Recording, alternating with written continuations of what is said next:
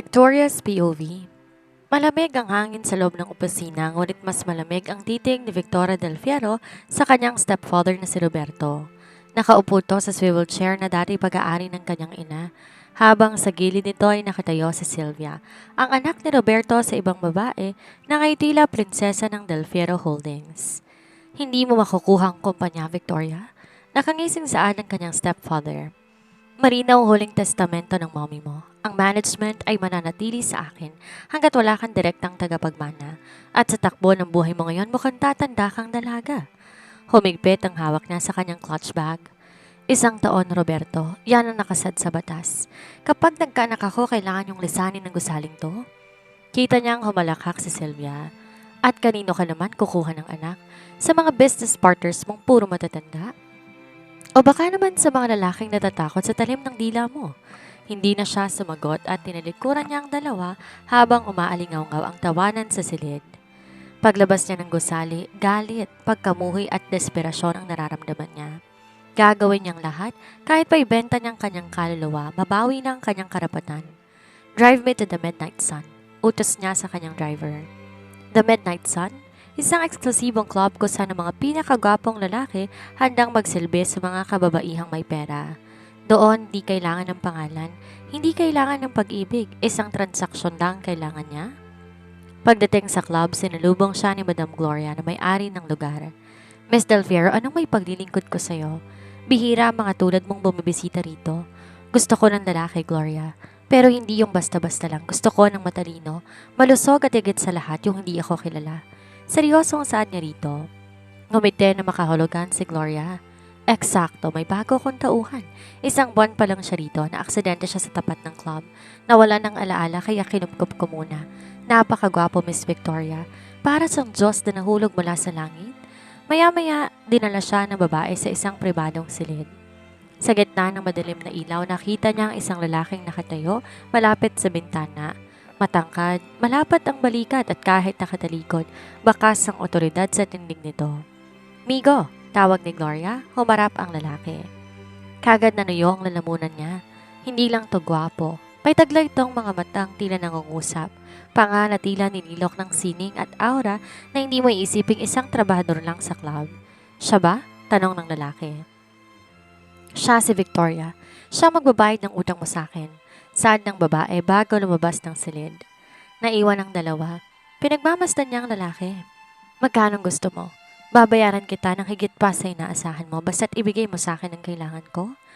Kagad lumapit ang lalaki, si Miguel na tinatawag nilang Migo. Hindi perang kailangan ko, Miss Victoria. Pero kung yan ang paraan para makalis ako sa utang ko kay Gloria, susunod ako. 1 anak, Migo.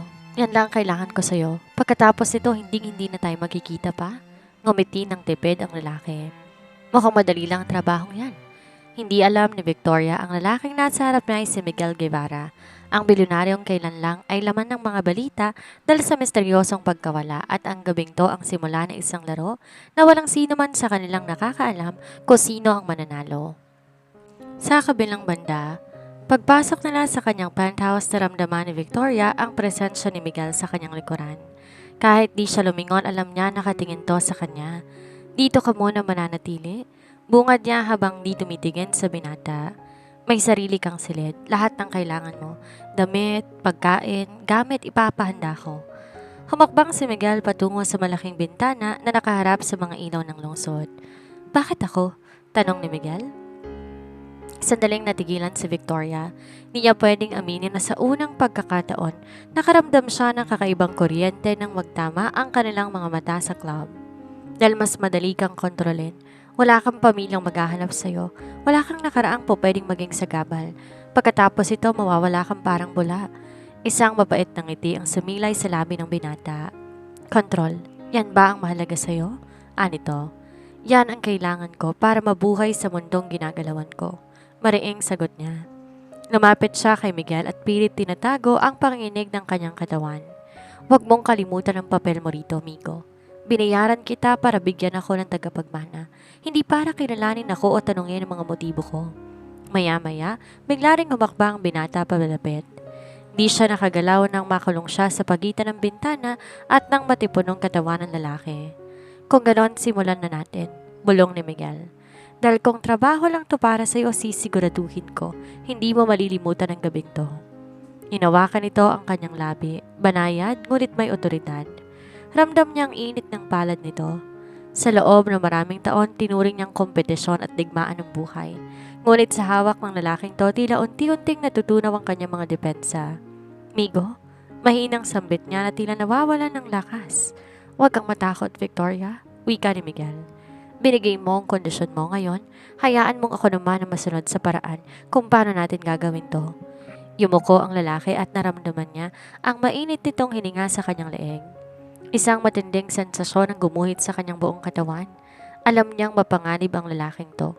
Kahit wala tong maalala, may kung anong kapangyarihan tong taglay na kayang magpabagsak sa kanyang mga pader.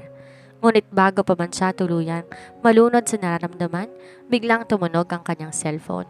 Isang tawag mula kay Sylvia. Agad siyang lumayo, hinihingal at pilit na ibinabalik ang kanyang pagiging profesional. Sinagot niya ang tawag. Ano na naman? Singhal niya sa kabilang linya. Just checking on you, sister. Narinig kong naghahanap ka raw ng himala sa mga club. Huwag mong sasabing desperada ka na talaga. Kahit sino na lang ba papatulan mo para lang sa kumpanya? Tumingin siya kay Miguel na ngayon tahimik na nakamasid sa kanya. Huwag kang mag-alala, Sylvia. Mas mabilis pa sa inaasahan mo. Mawawala ako sa iyo lahat ng kinuha ninyo sa akin. Pagkababa ng telepono, nanginginig ang mga kamay niya sa galit. Napansin niyo ni Miguel, lumapit to at saka kinuhang cellphone mula sa kanyang kamay. Galit ka, obserba nito. Wala kang alam, sagot niya rito. Alam ko ang pakiramdam na may gustong bawiin kahit hindi ko maalala kung ano yon, seryosong sabi ni Miguel. Hinawakan niyang balikat ni Victoria. Gagamitin mo ako? Sige. Pero sa oras na to, kalimutan mo muna ang kumpanya. Kalimutan mo muna ang galit mo.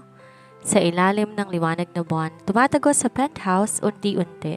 Dinala ni Miguel si Victoria sa isang mundo kung saan walang kumpanya, walang kaaway at walang nakaraan. Tanging ang dalawang kaluluwang nagtatagpo sa gitna ng isang mapanganib na kasunduan. Ngunit, habang unti-unting nahuhulog ang loob ni Miguel sa dalaga, isang mabilis na imahe ang kislap na dumaan sa kanyang isipan. Isang malaking mansyon, isang matandang babaeng umiiyak at isang boses na tumatawag sa kanyang tunay na pangalan. Miguel, napapikit siya ng mariin. Sino siya? At bakit tila ang babaeng kaisiping na yon ay ang susi ng isang katotohanang maaari nilang kasira pareho? Isang linggo na ang nakalilipas mula nang manirahan si Miguel sa penthouse ni Victoria. Sa loob ng 7 araw na yon, tila naging isang estrangherong pamilyar ang bilyonaryong walang alaala sa buhay ng dalaga.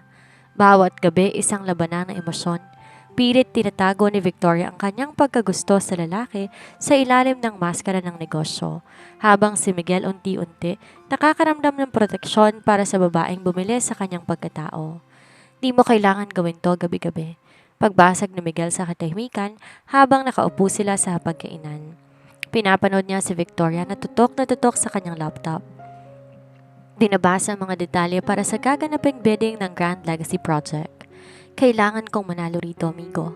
Ito ang pinakamalaking proyekto sa bansa. Kapag nakuha ko to, wala nang magagawa si Roberto at Sylvia kundi kilalanin ang kakayahan ko. Sagot niya nang di nag-aangat ng tingin. At kailangan ko ring siguraduhin na ang plano natin magbubunga. Tumayo si Miguel, lumapit sa likuran niya. Pinatong nitong kamay sa balikat niya at dahan-dahan yung hinilot. Ang haplos ni Miguel tila gamot sa kanyang pagod, ngunit lason sa kanyang paninindigan. Masyado kang seryoso, Victoria. Nakakalimutan mong huminga. Bulong nito. Hihinga lang ako kapag nasa akin ang lahat. Mariing sagot niya kahit nasa loob niya, gustong-gusto niyang sumuko sa yakap ng lalaki. Kinabukasan, isang mahalagang pagpupulong ang naganap sa Guevara International. Ito ang kumpanyang pag-aari ni Miguel na pansamantalang pinatatakbo ng kanyang lola, si Doña Filomena, at ng kanyang nakababatang kapatid na si Andrew. Lola, di natin pwedeng pabayaan ang bidding na to. Ito ang pangarap ni Kuya Miguel bago siya nawala, saan ni Andrew habang tinitingnan ng mga dokumento. Bumuntong hininga ang matanda. Isang buwan na, Andrew. Isang buwan na mula nang mahanap natin ang sasakyan ni Miguel sa bangin, pero wala siyang malay hanggang mawala siya sa ospital. Naramdaman ko buhay ang kuya mo at hanggat di siya bumabalik, tayong lalaban para sa pamilya. Hindi alam ng maglola na ang hinahanap nila kasalukuyang nasa kamay ng kanilang magiging kalaban sa bidding. Samantala, dinala ni Victoria si Miguel sa isang mamahaling boutique. Kailangan mong magmukhang kagalang-galang. Isasama kita sa pre-bidding gala mamaya. Hindi kita po pwedeng iwan dito mag-isa habang may mga mata si Sylvia sa paligid. Gagawin mo akong accessory? Nakangising tanong ng lalaki habang sinusukan isang charcoal gray suit. Napatigil siyang bigla. Nang lumabas si Miguel mula sa fitting room nila, tila tumigil ang pag-ikot ng mundo niya. Ang suot na suit ay tila ginawa talaga para sa pangangatawan nito. Ang aura ni Miguel hindi na basta isang migo mula sa club. Ito'y mukhang isang makapangyarihang pinuno. Isang bilyonaryong nakasanayan ng yaman at kapangyarihan. Bagay sa'yo, maikling komento niya habang pinipigilan ang sarili na humanga ng sobra. Nang matapos silang mamili ng kakailanganin ng lalaki, kagad na silang nagtungo sa bidding. Pero habang nasa loob ng sasakyan, biglang napasigaw si Miguel sa sakit. Hinawakan nito ang kanyang ulo. Migo, anong nangyayari? Nag-aalalang tanong niya. Wala, parang may naaalala lang ako, hingal na sabi nito. Tumingin siya kay Victoria. May mga tao bang naghahanap sa akin? Pakiramdam ako hindi akong taong tingin ninyo sa akin. Hinawakan ni Victoria ang kamay ni Miguel. Sino ka man noon? Ngayon kasama kita. Huwag mo nang isipin yon.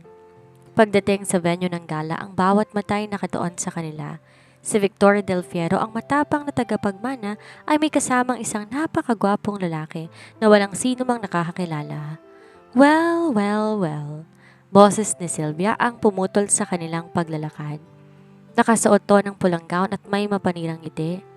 Sino tong escort mo, Victoria? Rent a date? O baka ito yung sinasabi mong ama ng iyong magiging anak? Mukhang kinuha mo lang sa kung saang kanto. Hahakpang sana siya para sumagot nang maramdaman niya ang kamay ni Miguel sa kanyang bewang. Nilapit siya nito sa kanyang katawan. I am her partner. Ang boses niya nagpatahimik kay Sylvia. At kung ako sa iyo, mas pagtutuunan ko ng pansin ang presentation ninyo kaysa sa personal na buhay ng kapatid mo dahil sa nakikita ko wala kayong laban sa kanya. Namula si Sylvia sa galit. Sino ka ba sa akala mo?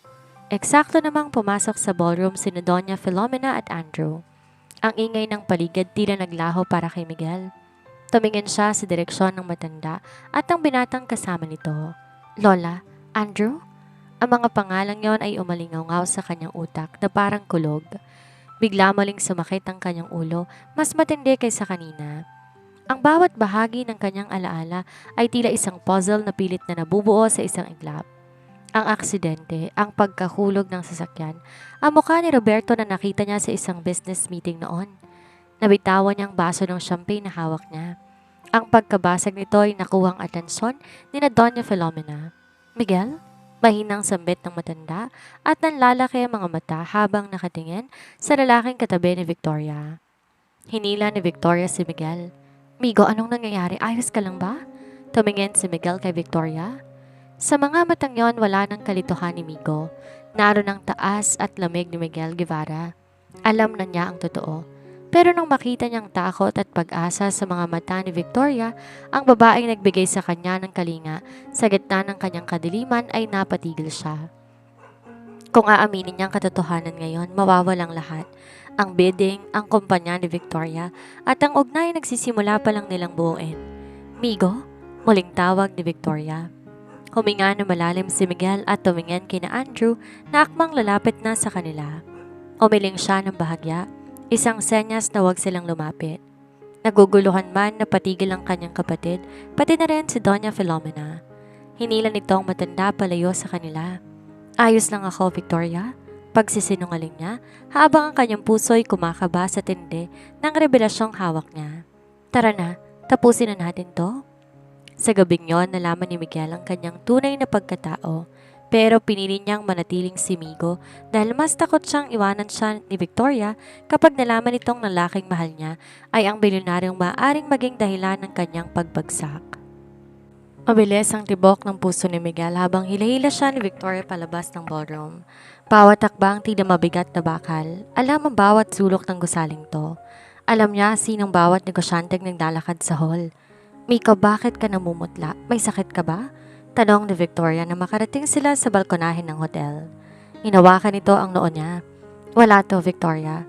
Siguro nanibago lang ako sa dami ng tao, pagsisinungaling niya. Yung matandang babae kanina, Doña Filomena, bakit parang kilala mo siya? At ba't parang gulat na gulat siyang makita ka? O sisa ni Victoria? Huminga siya ng malalim. Kailangan niyang mag-ingat. Baka kamukha ko lang ang apo niya na balita ko'y nawawala? Tinitigan siya ni Victoria ng matagal, tila sinusukat ko nagsasabi ng totoo. Sana nga ganun lang yon. Ayoko magkaroon ng aberya, lalo na't bukas nang simula ng bidding presentation. Nang gabing yon matapos silang makauwi sa penthouse, mahimbing na natutulog si Victoria pero kabaliktaran sa kanya. Maya-maya lumabas siya sa veranda. Ang kanyang alaala ay tila isang baha na biglang kumawala. Naalala niya na ang aksidente. Isang sasakyan ang pilit siyang binubunggo hanggang sa mahulog na siya sa bangin. Hindi yon aksidente, may nagtangkang pumaslang sa kanya. Kinuha niyang burner phone na ibinigay ni Victoria at palihim na nagdial ng isang numerong kabisadong-kabisado niya. Andrew, mahinang sambit niya nang sagutin ang tawag sa kabilang linya. Kuya? Kuya Miguel? Halos sumigaw ang kanyang kapatid. Nasaan ka? Nakita ka namin kanina. Sino babaeng kasama mo? Bakit hindi ka lumapit? Makinig ka, Andrew. Huwag kang magsasabi kahit kanino, kahit kay Lola. May nagtangka sa buhay ko at hanggat di ko nalalaman ko sino, hindi ako po pwedeng bumalik bilang si Miguel Guevara. Pero kuya, gawin mo ang utos ko. Bukas, sa bidding, ituloy niyo ang plano ng kumpanya. Huwag niyong ipapahalata na kilala ninyo ko. At Andrew, bantayin mo si Roberto Del Fierro. May hinala ko na may kinalaman siya sa nangyari sa akin. Pagkababa ng telepono ay naramdaman niya ang isang presensya sa kanyang likuran. Paglingon niya, nakatayo na si Victoria at hinapit ang bewang nito. Isang galaw na alam niyang magpapahina sa depensa ng dalaga. Kausap ko si Gloria. Nagpapasalamat lang ako sa pag-aalaga niya sa akin bago mo ako kinuha. Sa madaling araw? Gabi ang buhay sa club, Victoria. Alam mo yan. Bulong niya rito bago'y dinikit ang kanyang noo sa noo ng dalaga. Bakit di ka na lang bumalik sa kama at kailangan mo ng lakas para sa bidding bukas? Sa kabila ng pagdududa, hinayaan ni Victoria na dalhin siya ni Miguel pabalik sa silid. Doon, sa gitna ng init ng kanilang pagsasama, naramdaman ni Miguel ang bigat ng kanyang kasalanan. Mahal na niya ang dalaga, pero ang pag-ibig na ito ay nakatayo sa isang pundasyon ng mga kasinungalingan. Kinabukasan ang Guevara Towers ay puno ng tensyon. Naroon ang kinatawan ng iba't ibang mga malalaking kumpanya. Kasama si Victoria, si Miguel sa bilang kanyang personal assistant/consultant. Habang sa kabilang panig ng silid, naroon si Roberto at Sylvia na animoy mga buwitreng naghihintay ng biktima. Tingnan mo nga naman. Dinala mo pa talagang laruan mo rito. Panunoy ni Sylvia. Sigurado ka ba marunong magbasa ng blueprint yan? Ngumiti lang si Miguel. Isang ngiting puno ng lihim na kahulugan. Kung alam lang ni Sylvia ng lalaking hinahamak niya ang nagmamay-ari ng gusaling kinatatayuan nila. Maya-maya pa nagsimula ang presentation. Maganda ang plano ni Victoria, ngunit nang tumayo si Roberto, biglang nag-iba ang ihip ng hangin. Ginoong chairman, saad ni Roberto sa panel of judges. Nais kong ipaalam ng kumpanya ni Victoria may malaking butas sa kanyang financial capability. Hindi nila kayang pondohan ang proyektong ito ng mag-isa. Namutla si Victoria. Anong sinasabi mo? Maayos ang aming credit line? Hindi na ngayon, nakangising sagot ni Roberto. Dahil ang bangkong kapartner ninyo ay binili ko na kaninang umaga. Isang malakas na bulungan ang sumabog sa silid. Nanghina mga tuhod niya. Ito na ang katapusan ng kanyang pangarap. Ngunit bago pa man makapagsalita ang chairman, tumayo si Miguel. Lahat na patingin sa kanya. Ang aura niya biglang nagbago. Wala nang mapagpakumbabang migo. Ang Del Fierro Holdings ay hindi nangangailangan ng bangkong yon. Deklara ni Miguel sa gitna ng silid. At sino ka naman para magsalita? Bulyaw ni Roberto. Tumingin siya kay Andrew na nasa kabilang dulo. Dahil ang Guevara International ay handang maging guarantor at partner ng kumpanya ni Victoria Del Fierro, nabigla ang lahat. Lalo na si Victoria. Tumingin siya kay Miguel na tila ba nakakita ng multo. Si Doña Filomena na kanina pa nakatitig sa kanyang apo ay dahan-dahang tumayo na may luhang nangingilid sa mga mata. Ito na ang simula ng pagguho ng mga liham. Ang buong silid tila binalot ng yelo. At sa naging deklarasyon ni Miguel, si Victor ay nakatayo lang, di makahinga habang kanyang paningin pabalik-balik sa lalaki at sa panel ng mga judges. Anong kahibangan to? Bulyaw ni Roberto na namumula na ang mukha sa galit. Isang hamak na tauhan lang ang lalaking yan. Wala siyang karapatang magsalita para sa Guevara International. Tumingin si Roberto kay Doña Filomena na ngayon dahan-dahang lumalapit sa gitna. Madam Filomena, paalisin niyo ang lalaking yan, ginugulo niyang bidding.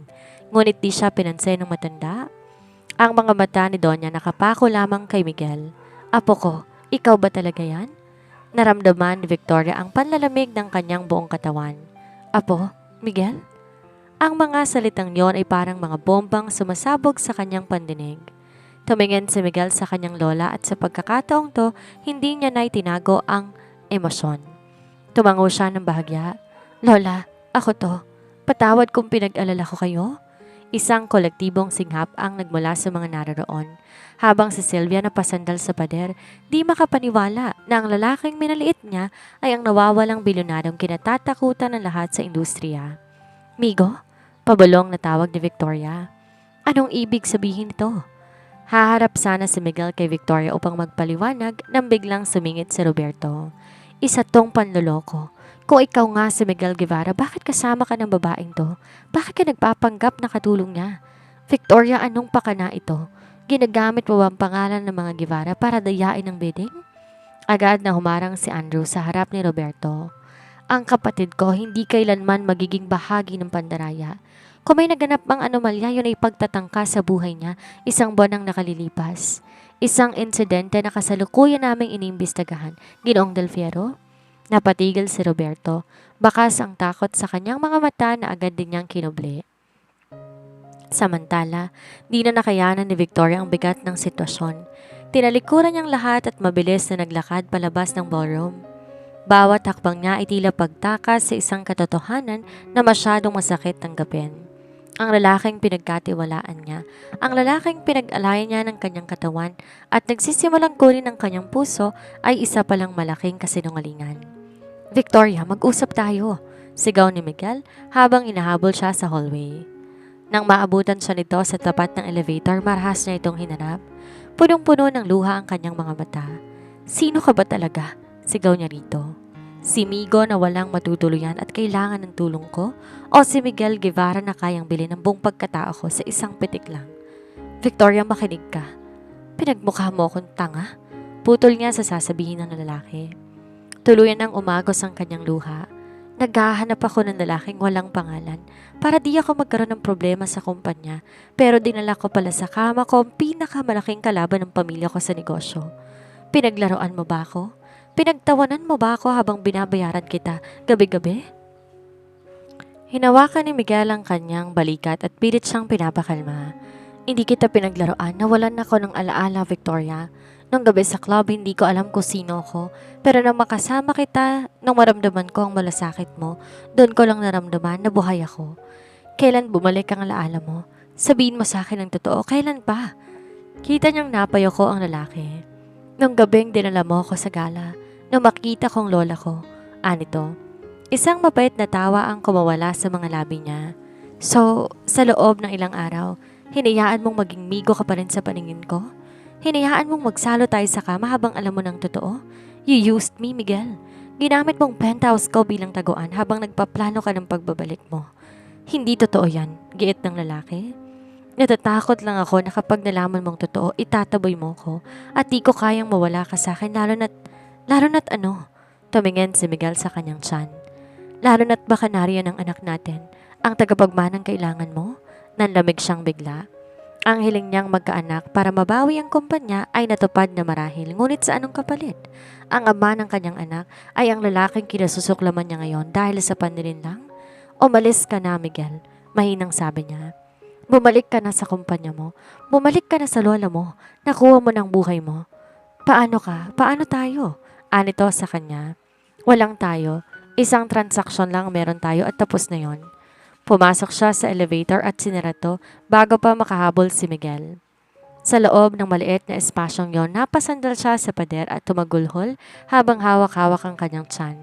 Nakuha niya ng alas para mabawi ang Del Fierro Holdings, pero parang nasira naman ang buong pagkatao niya. Isang linggo ang lumipas mula nang sumabog ang katotohanan sa boardroom. Ang balita tungkol sa pagbabalik ng prodigal billionaire na si Miguel Guevara ay naging metsa ng usap-usapan sa buong bansa. Ngunit sa loob ng mga nakasarang pinto ng penthouse ni Victoria, tanging katahimikan ang nagahari. Hawak niya ang isang maliit na puting stick, dalawang pulang guhit. Hindi niya alam kung dapat pa siyang matuwa o maiyak. Narito ng sagot sa kanyang mga panalangin. Ang susi para mapatalsik na Roberto at Sylvia. Ngunit sa tuwing tinitingnan niya ang resulta, ang mukha ni Miguel ang naaalala niya. Ang kanyang migo na naging isang malaking kasinungalingan. Para sa kumpanyang to, Victoria, para kay Mama, bulong niya sa sarili habang pinapahid ang luha. Kinabukasan, walang pasabi, pumasok siya sa opisina ni Roberto. Naabutan niya ang kanyang stepfather, abalang nag-eempake ng ilang gamit, tila naghahanda sa posibleng investigasyon ng mga Guevara. Anong ginagawa mo rito? Wala ka ng posisyon sa bidding, Victoria. Natalo tayo, asik ni Roberto. Pinataw niya ang isang envelope sa ibabaw ng mesa. Hindi ako natalo, Roberto. At lalong di ka makakaalis ng ganun na lang. Binuksan na matanda ang envelope. Kita niyang nanlaki ang mga mata nito na makita ang medical certificate at ang ultrasound result. Buntis ako. Malamig na pahayag niya. At ayon sa huling habilin ni Mama, oras magkaroon ako ng tagapagmana, ang lahat ng shares, ang management, at ang titulong pag-aari mo'y otomatikong malilipat sa akin ngayon din. Maya-maya, pumasok si Sylvia. Ano? Buntis ka? Kanino? Doon sa peking waiter na bilyonaryo pala? Victoria, hindi mo pwedeng gawin to.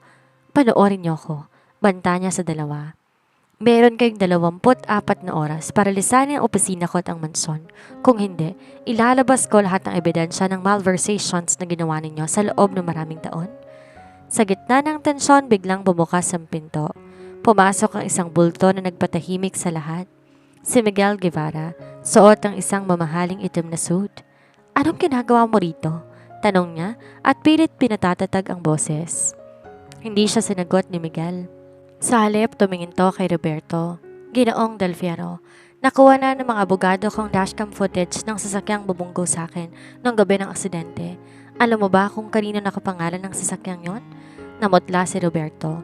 Halos mabitawan ang hawak na folder. Hindi ko alam ang sinasabi mo. Nakapangalan to sa isang company na ikaw ang may-ari. Malamig na sabi ni Miguel. Lumapit to kay Roberto at ibinulong ang mga salitang nagpanginig sa matanda. Sinubukan mo kong paslangin pero hindi ako makasali sa bidding. Pero buhay ako at ngayon sisiguraduhin kong sa kulungan ka magbabayad. Lumingon to sa kanya.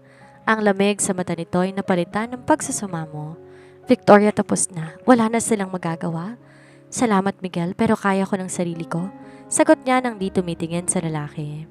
Nakuha ko ng kailangan ko sa'yo. Kailangan mo lang ba talaga ako para dito?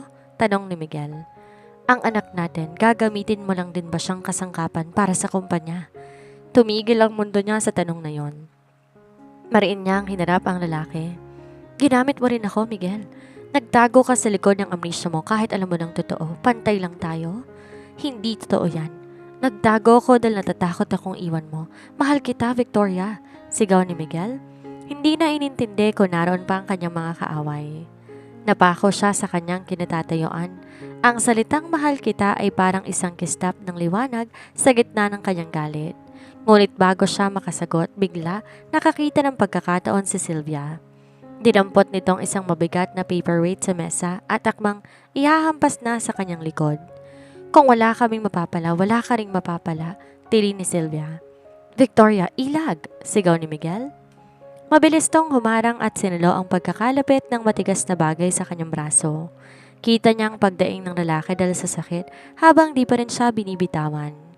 Maya-maya, dumating ang mga security guard at agad na pinalabas ang nagwawalang si Sylvia at ang nanghihinang si Roberto. Naiwan silang dalawa sa opisina. Miguel, ang braso mo. Nag-aalala lang sabi niya. Ayos lang ako basta ligtas kayo ng anak ko. Hingal na sabi nito at pilit nang umingiti sa kabila ng sakit. Tumingin siya sa lalaking handang maging kalasag niya. Bakit mo ginawa yon? Pagkatapos ng lahat ng sinabi ko sa'yo? Dahil kahit itaboy mo ako ng 100 beses, Victoria, Babalik at babalik ako. Hindi dahil sa kumpanya, kundi dahil sa'yo. Sa sandaling yon, sa loob ng opisinang simbolo ng kanyang paghihiganti, naramdaman niyang di sapat ang kumpanya para punan ng puwang sa kanyang puso. Sa kabilang banda, dinala si Miguel sa ospital upang gamutin ang tinamong pinsala sa braso. Bagaman hindi ito malubha, kailangan lagyan ng cast ang bisig nito. Sa buong oras na nasa emergency room sila, hindi siya umalis sa tabi ng lalaki at nanatili lang siyang tahimik. Nang makalabas sila at makabalik sa penthouse, ang atmosfera ay hindi na katulad ng dati. May bigat na hindi may paliwanag. Salamat. Maikling sabi niya habang tinutulungan si Miguel na maupo sa sofa. Hindi mo kailangan gawin yon. May mga security naman sa labas. Di na nag-isip ang taong nagmamahal, Victoria. Seryosong sagot ni Miguel. Tumingin to sa kanya. Hanggang kailan mo ba ako parurusahan?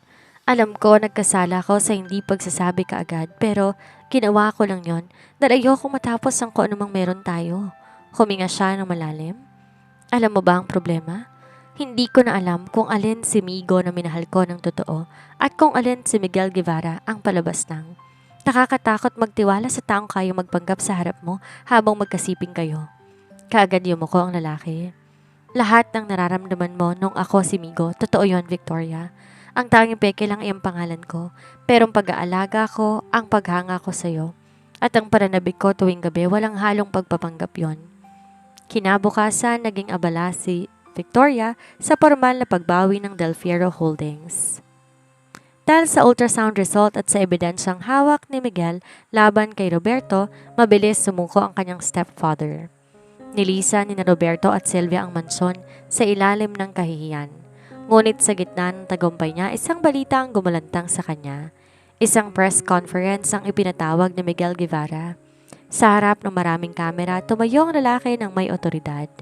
Nais kong i-anunsyo na ang Guevara International ay formal ng papasok sa isang joint venture sa Del Fierro Holdings.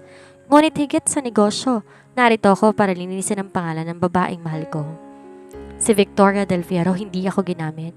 Ako ang lumapit sa kanya nang wala akong maalala. Siya ang nagligtas sa akin. At kung meron mang transaksyong naganap, yun ay ang pagbibigay niya ng pagkakataon sa isang estrangherong tulad ko na mahanap ang sarili ko. Siya ang magiging ina ng aking anak at gagawin ko ang lahat para maging karapat-dapat sa kanya. Dumagsa ang mga tanong mula sa media pero tumayo na si Miguel at umalis. Pagkalipas na isang oras, nasa tapat na siya ng pinto ni Victoria. Bakit mo ginawa yon? Bungad niya sa pagkakabukas ng pinto. Pinag-uusapan ka rin ng buong mundo. Sinira mong imahe mo bilang isang mailap na bilyonaryo. Ngumiti lang ang binata. Ngiting unang nagpatibok sa kanyang puso. Ang imahe nabubuo ulit. Pero ang pamilya kapag nawala hindi na maibabalik. Victoria, ayokong maging anak sa labas o bunga ng transaksyon ang tingin ng mundo sa bata sa sinapupunan mo. Gusto kong malaman nilang mahal ko ang nanay niya. Di niya na napigilan ang kanyang sarili. Humagulhol siya at napasandal sa dibdib ni Miguel. Nakakainis ka. Bakit bang hirap mong tiisin? Niyakap siya ni Miguel pabalik. Dahil alam mo sa puso mo na kahit sino pa ako, si Migo man o si Miguel, ikaw lang ang nag-iisang babaeng gusto kong paglingkuran habang buhay. Pero kailangan mong patunayan sa akin, Miguel. Aniya habang pinapahid ang luha. Hindi dahil sa kumpanya, hindi dahil sa bedeng. Patunayan mo sa akin na mas mahal mo ko kaysa sa yaman mo. Sa unang pagkakataon matapos ang gulo, muling nagdampi ang kanilang mga labi. Hindi na to hagga ng dalawang taong nagtataguan ng lihim. Ito ay hagga ng pagtanggap at panibagong simula. Ang sumunod na ilang linggo ay tila isang panaginip para kay Victoria. Sa kabila ng kanyang pagbubuntis, unti-unti niyang naayos ang operasyon ng Del Fierro Holdings sa tulong ni Miguel. Di na bilang Migo ang lalaki kundi bilang isang katuwang na handang sumuporta sa bawat desisyon niya. Si Doña Filomena naman, madalas bumisita, dala ang mga masusustansyang pagkain at mga gamit para sa magiging apo na tila ba matagal na silang pamilya. Ngunit sa gitna ng katahimikan, may nagbabantang unos. Victoria, kailangan mong magpahinga. Ipapahatid kita sa mansyon ni na Lola, ani Miguel, habang inaayos ang kanyang korbata. May mahalaga siyang board meeting na dapat puntahan para sa pagsasama ng kanilang mga proyekto. Ayos lang ako, Miguel. May tatapusin lang ako mga papeles at susunod na ako doon. Sagot niya rito.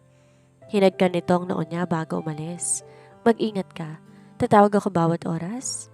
Pagkaalis ni Miguel, pinagpatuloy niya ang kanyang trabaho. Ngunit makalipas sa isang oras, nakatanggap siya ng isang video message mula sa isang hindi kilalang numero. Pagbukas niya, natigilan siya sa kinatatayuan.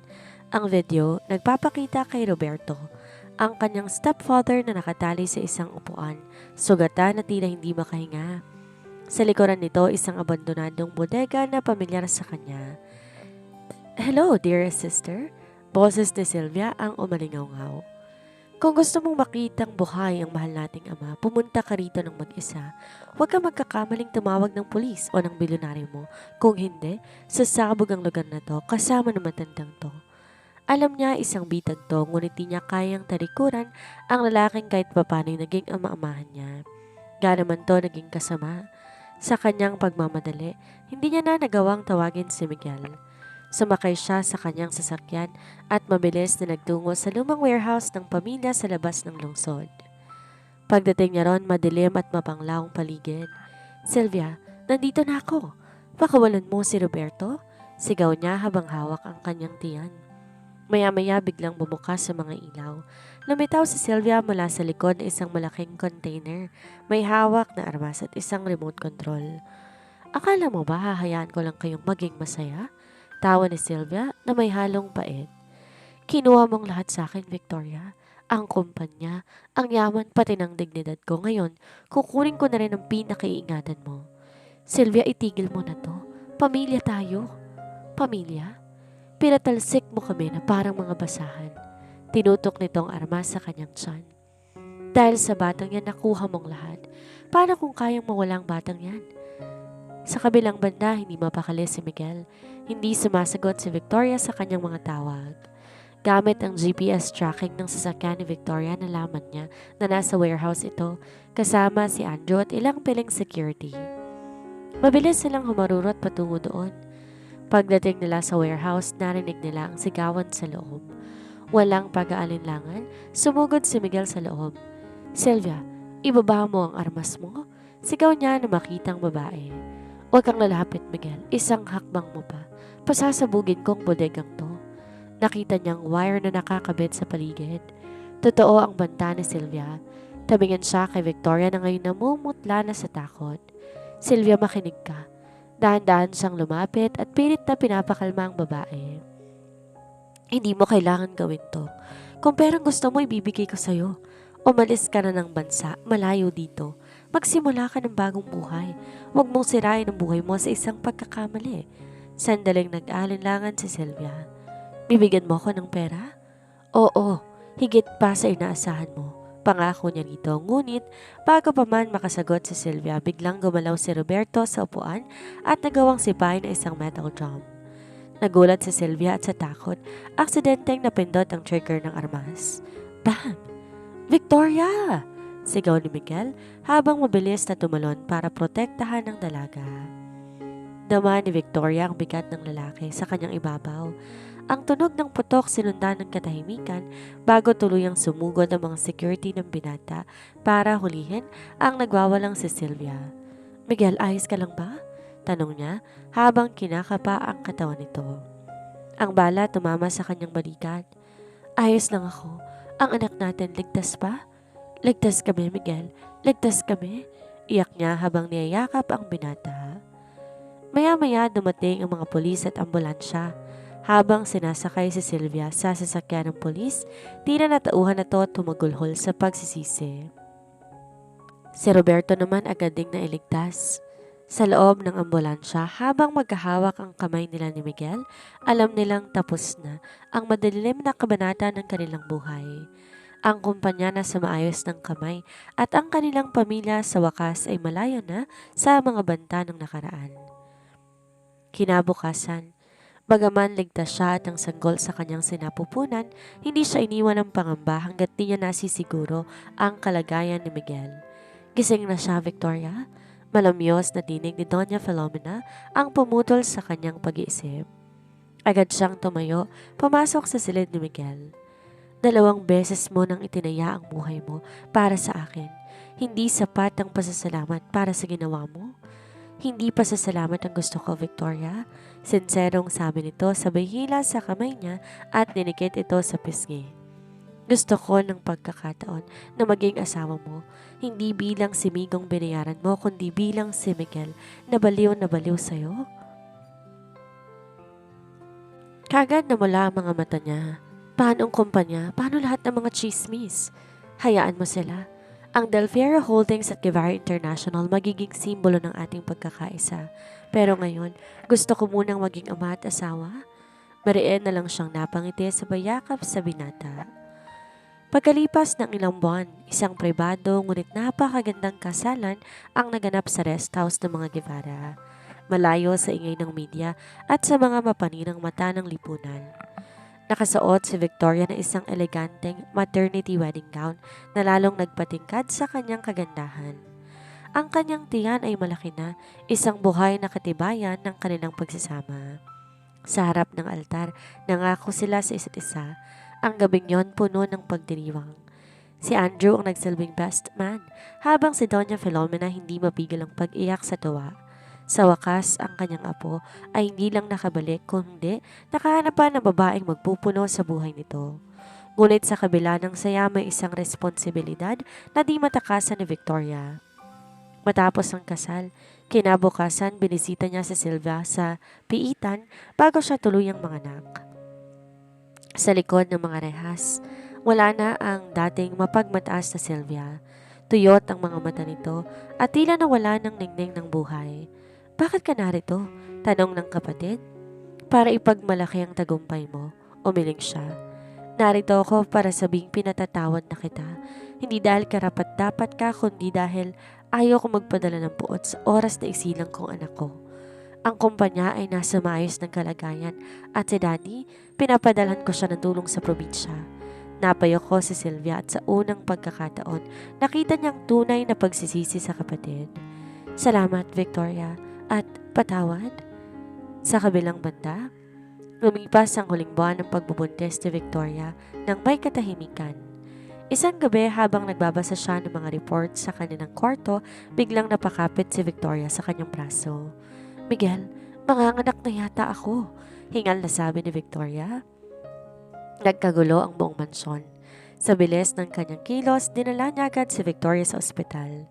Sa loob ng delivery room, hindi niya binitawan ang kamay ng asawa. Kaya mo yan, mahal ko. Isang iri pa, pagpapalakas niya ng loob nito. At sa gitna ng pawis at hirap, isang malakas na iyak ng sanggol ang umalingaw-ngaw sa buong silid. It's a boy, Mr. and Mrs. Guevara.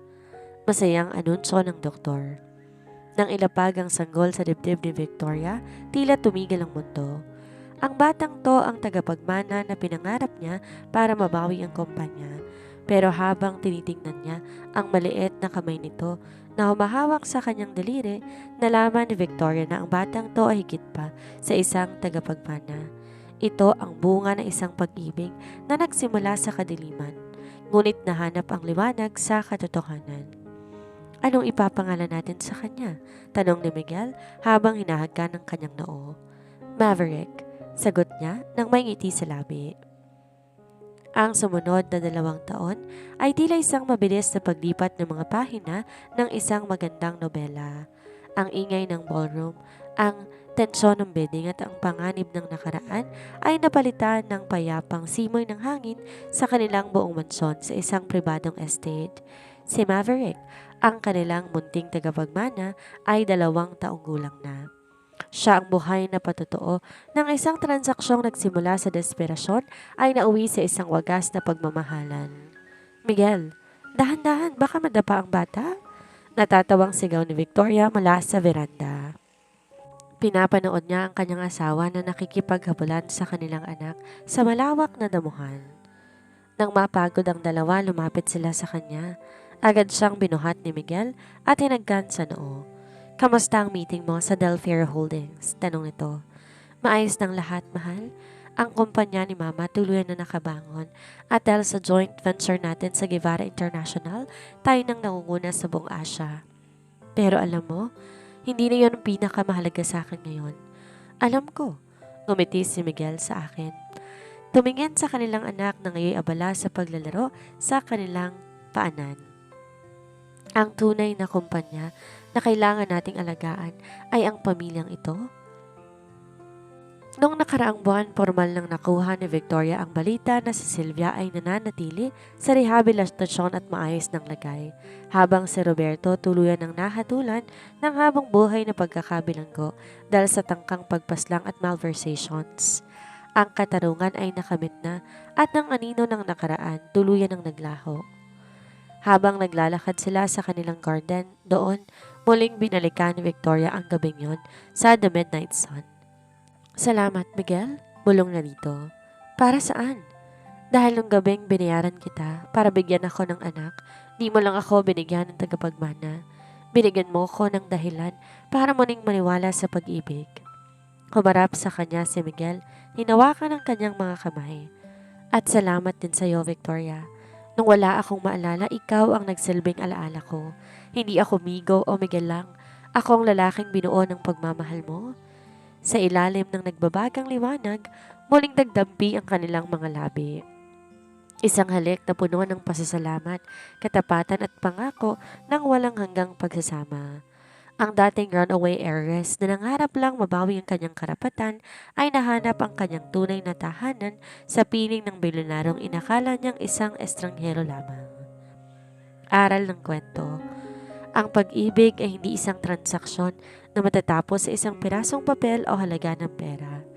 Ang tunay na tagumpay hindi nakukuha sa paghihiganti, kundi sa kakayahang magpatawad at bumuo ng kinabukasan, kasama ng mga taong handang magsakripisyo para sa atin.